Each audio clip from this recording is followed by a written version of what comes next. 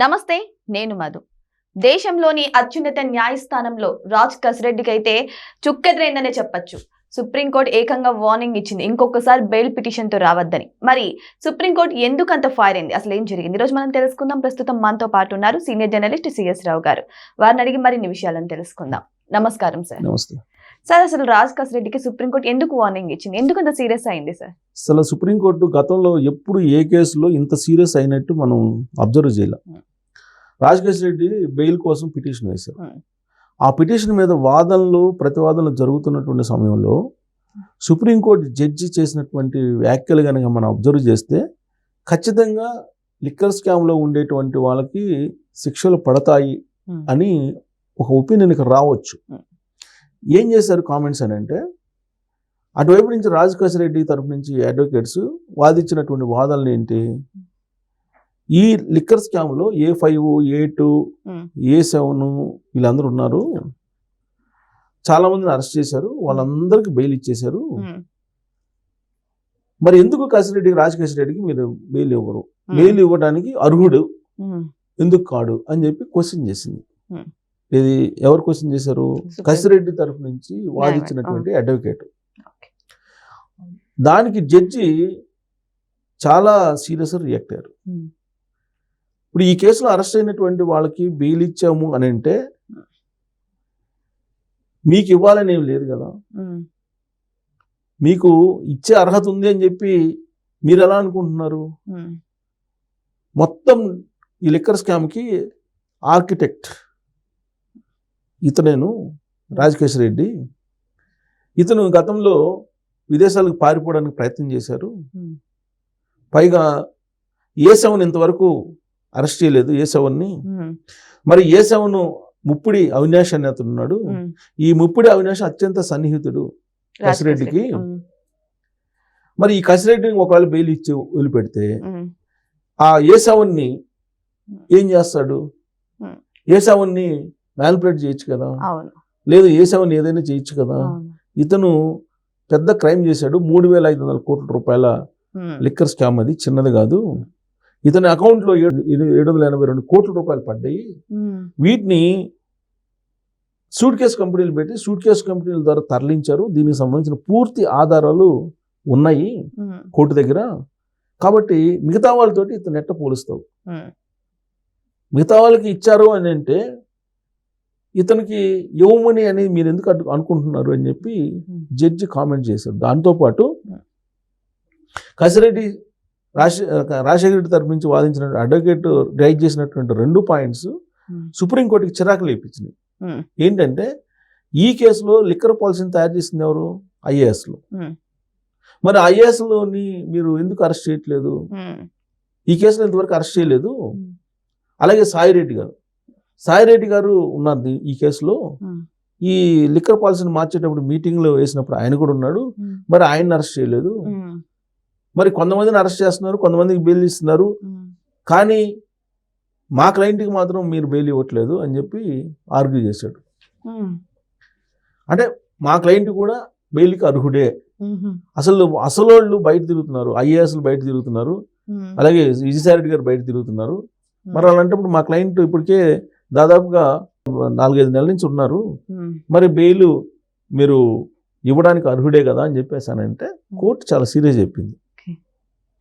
So IASలు IPSలు లేకపోతే సాయిరెడ్డిని arrest చేయలేదు అని అంటే మీకు బెయిల్ ఇవ్వమని చెప్పి అర్థం కాదు కదా అని చెప్పి రివర్స్ అటాక్ చేసింది.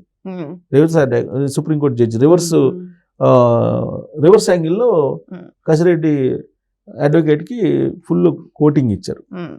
దీంతో చివరికి ఏ పరిస్థితికి వచ్చారంటే వాళ్ళు రాజ్ కసిరెడ్డికి సంబంధించినటువంటి అడ్వకేటు, మా పిటిషన్ ఏదైతే ఉందో బెయిల్కి వేసినటువంటి పిటిషను దాన్ని మేము వెనక్కి తీసుకుంటున్నాము, వెనక్కి తీసుకునేందుకు అనుమతి ఉంది అని చెప్పి అభ్యర్థించే పరిస్థితికి వచ్చారు లాస్ట్కి. దాంతో బెయిల్ పిటిషన్ వెనక్కి తీసుకున్నారు. అయితే ఇప్పుడు రాజ్ కస్ రెడ్డికి బెయిల్ వచ్చే ఛాన్సే లేదా సార్? అసలు ఇంకేదైనా దారి ఉందా? కోర్టులో మళ్ళీ పిటిషన్ వేసేదానికి కూడా ఛాన్స్ అర్హత లేదు, లేదు. ఛాన్స్ లేదు, అర్హత కాదు, ఛాన్స్ లేదు. సుప్రీంకోర్టు ఆ రేంజ్ లో రియాక్ట్ అయింది. అంటే ఆ రియాక్షన్ ని బట్టి చూస్తే ఖచ్చితంగా లిక్కర్ స్కామ్ లో ఉండేటువంటి నిందితులు ఎవరైతే ఉన్నారో వాళ్ళందరికీ శిక్ష పడుతుంది అనేటువంటి ఒక నమ్మకం కలిగింది. ప్లస్ ఎవరైతే బిగ్ బాస్ ఉన్నారో ఆ బిగ్ బాస్ కి ఇవ్వాలి, కాకపోతే రేపైనా సరే డెఫినెట్ గా శిక్ష పడే అవకాశాలు ఉన్నాయి అనేది సుప్రీంకోర్టు రియాక్షన్ బట్టి అర్థమవుతుంది. సరే ఇవాళ ఉన్న రియాక్షన్ రేపు ఉంటుందా అని అంటే మనం ఎక్స్పెక్ట్ చేయలేం కానీ, but as of now supreme court ఏదైతే రియాక్ట్ అయిందో ఆ రియాక్షన్ చూస్తే కనుక బిగ్ బాస్ కి త్వరలోనే బేడీలు పడిపోతున్నాయి, బిగ్ బాస్ ని త్వరగానే అరెస్ట్ చేయబోతున్నారు అనేది మనం ఎక్స్పెక్ట్ చేయొచ్చు. సో ఇప్పుడు లిక్కర్ స్కామ్ కి సంబంధించి రాజకేష్ రెడ్డిని వదిలిపెట్టే ప్రసక్తే లేదు. అతను ఒకవేళ మీరు వదిలిపెట్టమని చెప్పి మీరు అడుగుతున్నారు కదా, ముందు మీరు A7 గా ఉన్నటువంటి అవినాష్ని తీసుకురండి, ముప్పిడి అవినాష్ని తీసుకురండి. మీరు ముప్పిడి అవినాష్ని తీసుకున్న తర్వాత అప్పుడు మాట్లాడదామని చెప్పి సుప్రీంకోర్టు ఒక చిన్న వెసులుబాటు కల్పించింది. అంటే ముప్పిడి అవినాష్ ఎక్కడున్నాడు అనేది ఎవరికి తెలియదు, ఇప్పటివరకు అరెస్ట్ చేయాల, సిట్ ఇప్పటివరకు అరెస్ట్ చేయాల.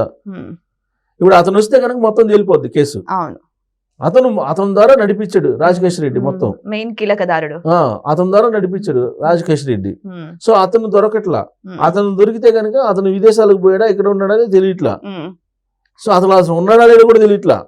సో ఇప్పుడు అతను బట్టరండి, అతను పట్టిన తర్వాత మీరు మీ బెయిల్ సంగతి మేము చూస్తామని చెప్పి సుప్రీంకోర్టు చెప్పింది. అతను దొరికితే శిక్ష పడుతుంది, దొరకకపోతే పిటిషన్ బెయిల్ పిటిషన్ లో ఇంకా ఏం చేయలేరు వాళ్ళు. దొరికితే పిటిషన్ వేసుకోవచ్చు. అవును, ఆయన వచ్చి ఆయన పోలీసులు దొరికితే లేదా ఆయన లొంగిపోతే కనుక పిటిషన్ వేసుకోవచ్చు బెయిల్ కి. ఎవరు? రాజకేష్ రెడ్డి.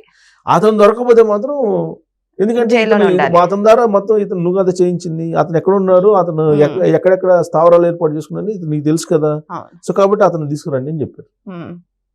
ఇంత చాలా క్లియర్ గా చెప్పారు సుప్రీంకోర్టు.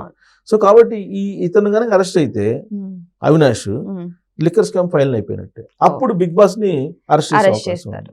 సో కాబట్టి దగ్గరకు వచ్చింది. ఈ అవినాష్ని కనుక పోలీసులు ట్రేస్ అవుట్ చేయటం, లేకపోతే అతను రావటం, కసిరెడ్డికి బెయిల్ ఇవ్వట్లేదు కాబట్టి నేను అరెస్ట్ అయితే తప్ప బెయిల్ ఇవ్వరు అనేటువంటి ఉద్దేశం, అతను ఏమైనా బయటకు వస్తే, ఒకవేళ ఆయన పోలీసులు దొరకటమో లేకపోతే బయటకు వస్తే అప్పుడు బిగ్ బాస్ అరెస్ట్ అయ్యేటువంటి అవకాశం ఉంది. ముప్పిడి అవినాష్ మరి బయటకు వచ్చే అవకాశం ఉందంటారా, లేకపోతే రాజకేష్ రెడ్డి బయటకు తీసుకొచ్చే అవకాశాలు ఉన్నాయి? ఇప్పుడు అసలు ఎక్కడున్నాడో లేదు తెలియట్లేదు. అది కాదు ఇప్పుడు సుప్రీంకోర్టు అడిగింది అదే, ముందు A7 గా ఉన్నటువంటి అవినాష్ తీసుకురాని అని చెప్తుంది. ఎవరు అవినాష్?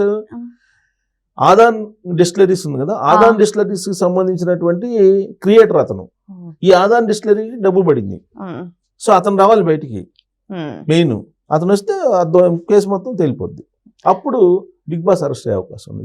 చాలా మంది వెయిట్ చేస్తున్నారు కదా, బిగ్ బాస్ అరెస్ట్ కావట్లేదు, బిగ్ బాస్ దగ్గర ఎందుకు కట్టలేదు, తాడేపల్లి వైపు ఎవరు చూడట్లేదు, ఇవన్నీ అడుగుతున్నారు కదా సోషల్ మీడియాలో కూడా.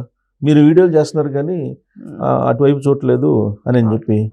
అసలు కీలకం ఏంటంటే మాయలపాకి ప్రాణం చిలకలో ఉన్నట్టు ఈ అవినాష్ దగ్గర ఉంది. ఈ అవినాష్ వస్తే అవినాష్ ఉన్నాడా లేదో డౌట్. మళ్ళా అవినాష్ కానీ బయటకు వస్తే అయిపోద్ది కేసు. బహుశా సుప్రీంకోర్టు అనుమానించే ముందు అవినాష్ని తీసుకురండి, A7 తీసుకురండి, తర్వాత మాట్లాడదాం మీ బెయిల్ సంగతి అని చెప్పారు.